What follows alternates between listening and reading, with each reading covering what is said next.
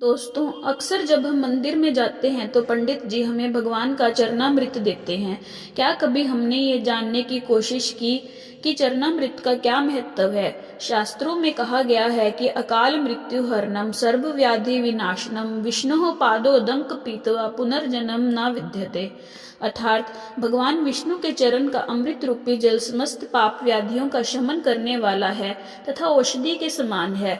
जो चरणामृत पीता है उसका पुनः जन्म नहीं होता। जल जब तक जल ही रहता है, जब तक भगवान के चरणों से नहीं लगता। जैसे ही भगवान के चरणों से लगा तो अमृत रूप हो गया और चरणामृत बन गया। चरणामृत से संबंधित एक पौराणिक गाथा काफी प्रसिद्ध है जो हमें श्री कृष्ण एवं राधा जी के अटूट प्रेम की याद दिलाती है।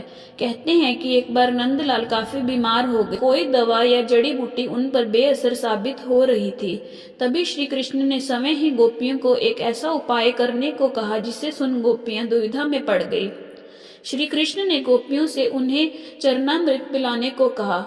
उनका मानना था कि उनके परम भक्त या फिर जो उनसे अति प्रेम करता है, यदि उनके पांव को धोने के लिए इस्तेमाल हुए जल को वो ग्रहण करते हैं तो वो निश्चित ही ठीक हो जाएंगे। लेकिन गोपियां यह उपाय सुनकर दुविधा में पड़ गई। उन्हें डर था कि उनके इस कार्य की वजह से उन्हें नरक भोगना पड़ेगा। सभी गोपियां व्याकुल होकर श्री कृष्ण की ओर ताक रही थी कि तभी वहां कृष्ण की प्रिय राधा आ गई।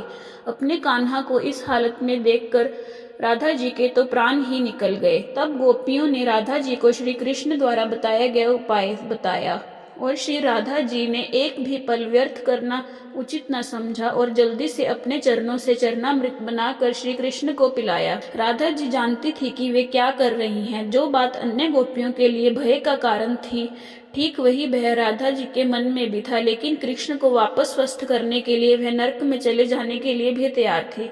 आखिरकार कान्हा ने चरणामृत ग्रहण किया। देखते ही देखते वह ठीक हो गए, क्योंकि वह राधा ही थी जिनके प्यार एवं सच्ची निष्ठा से ठाकुर जी तुरंत स्वस्थ हो गए। अपने कृष्ण को निरोग देखने के लिए राधा जी ने एक बार भी स्वयं के भविष्य की चिंता ना की और वही किया जो उनका धर्म था। राधा कृष्ण की इस कहानी ने चरणामृत को एक ऐतिहासिक पहलू तो दिया ही, लेकिन आज भी चरणामृत को प्रभु का प्रसाद मानकर भक्तों में बांटा जाता है। जब भगवान वामन का अवतार हुआ और वे राजा बलि की यज्ञशाला में दान लेने गए, तब उन्होंने 3 पग में 3 लोक नाप लिए। जब उन्होंने पहले पग में नीचे के लोक को नाप लिया और दूसरे पग में ऊपर के लोक को नापने लगे, तो जैसे ही ब्रह्मा लोक में उनका चरण गया तो ब्रह्मा जी ने अपने कमंडल में से जल लेकर भगवान के चरण धोए और फिर चरणामृत को वापस अपने कमंडल में रख लिया। वह चरणामृत गंगा जी बन गई, जो आज भी सारी दुनिया के पाप धोती है। जब हम बांके बिहारी जी की आरती गाते हैं तो कहते हैं कि चरणों से निकली गंगा प्यारी, जिसने सारी दुनिया तारी।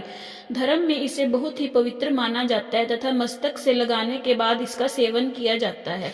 कहते हैं कि भगवान श्री राम के चरण धोकर उसे चरणामृत के रूप में स्वीकार कर केवट न केवल स्वयं भवबाधा से पार हो गया, बल्कि उसने अपने पूर्वजों को भी तार दिया।